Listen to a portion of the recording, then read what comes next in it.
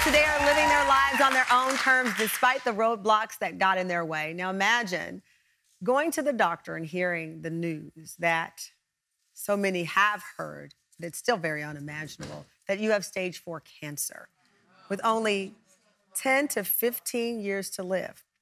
That's what happened to my next guest, Kiara Riga, who is making every day count and isn't letting her life be defined by her diagnosis. In September of 2020, I was diagnosed with stage 4 metastatic breast cancer at age 27. During a doctor's visit, I went to have a lump on my right breast checked out. They told me that it was most likely a cyst and that due to my young age, breast cancer was really unlikely. I believed them, and I didn't worry about it until I started experiencing severe pain in that breast several months later. I went to the doctors for another checkup, expecting to have my cyst drained, but what followed was a whirlwind of scans, biopsies, and more testing. Doctors found tumors in just about every bone in my body. I could tell by the looks on their faces that something was really wrong, and I felt my heart drop into the pit of my stomach. I walked out of the clinic that day with a likely cancer diagnosis, and a few weeks later, I was told I had 10 to 15 years left to live. I was in complete disbelief, and I felt numb. And for the next few months, I was in a really dark place. I felt like I was going through the motions of my life without actually really living it. I didn't feel present, and I disassociated from my friends and family. Eventually, I realized I had to snap out of it. I had to be present in my own life again. If I only had 10 to 15 years left to live, I was going to do everything in my power to make sure they were the best years. From our home in Santa Cruz, California, please welcome Kiara Riga to the TAM fam. Hi.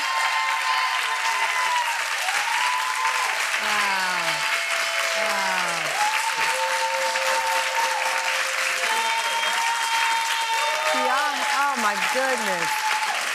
I hope you can see the love. I mean, you're there, and this audience is, oh my goodness, I can see it in your face. How are you feeling? How are you doing? I'm doing all right. I appreciate all the love from everyone in the audience. Thank you guys.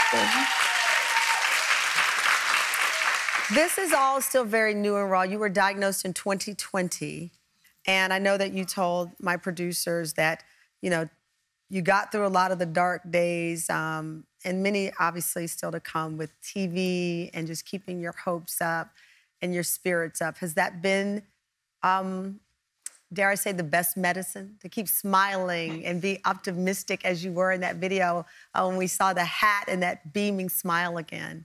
Yeah, I think that's been the biggest thing for me. At first, it was really hard, obviously, to come to terms with. You know, I was 27 when I was diagnosed, and that's like the age you expect to be getting married and starting a family. And so it took a while to kind of come to terms with it. Yeah.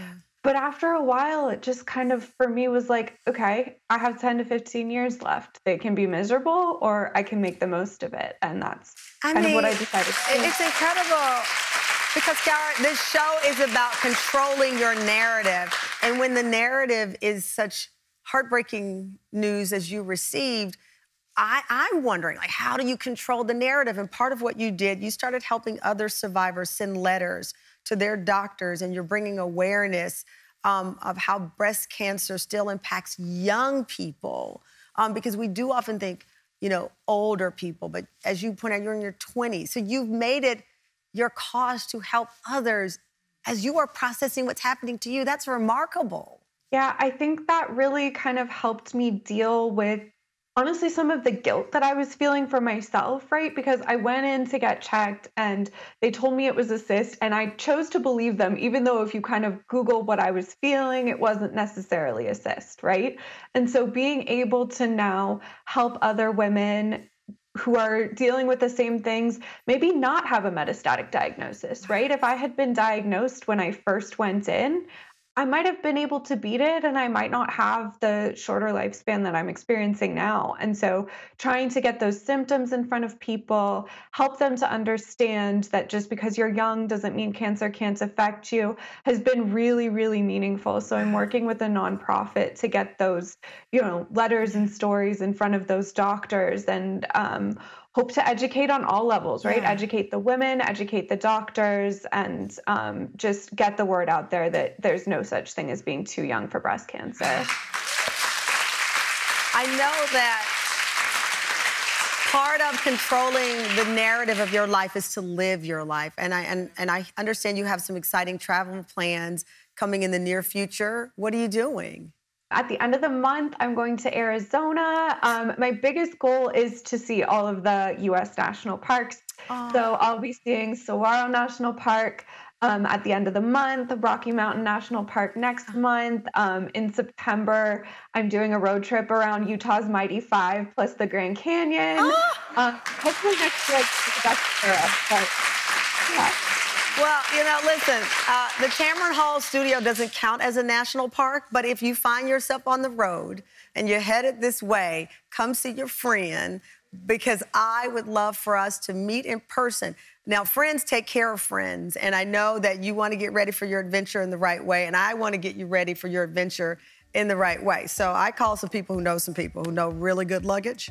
And our friends at CalPack are helping you travel in style. Their design-forward travel essentials are backed by more than 30 years of industry expertise, from luggage to accessories to everyday commuting necessities. CalPack's vast selection of travel and luggage essentials make the journey as gratifying as the destination. And they're giving you a $650 gift card to shop your favorites. Now, you're gonna pack up all your stuff really cute in this cute luggage. I'm telling you, I'm obsessed with this luggage. But where are you gonna go?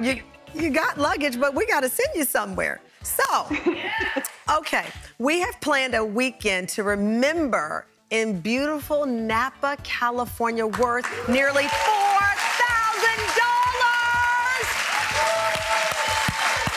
Our friends at Hotel Yountville Resort and Spa want to give you the quintessential wine country experience. You and a friend can relax, take in the beautiful views, and savor the surroundings on your wine country weekend getaway. You'll be pampered in the spa, spend the day poolside, enjoy a picnic in the vineyards, and breakfast at their acclaimed restaurant, Heritage Oak. And that's not all.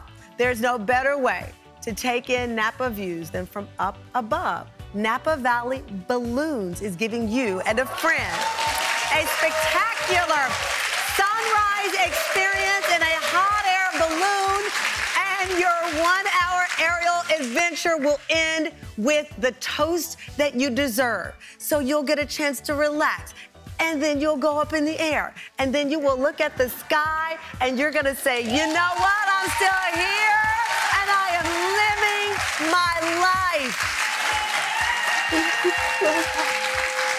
I want you to enjoy it. You are an inspiration, and with your voice and helping other young women, young people understand what you are dealing with and living is so exceptional. So you got your luggage, you got your trip, you find a friend. If you need one, call me. I'll go on that trip because I've never been to Napa. And please, please promise me you'll stay in touch. I absolutely will. Thank you so much.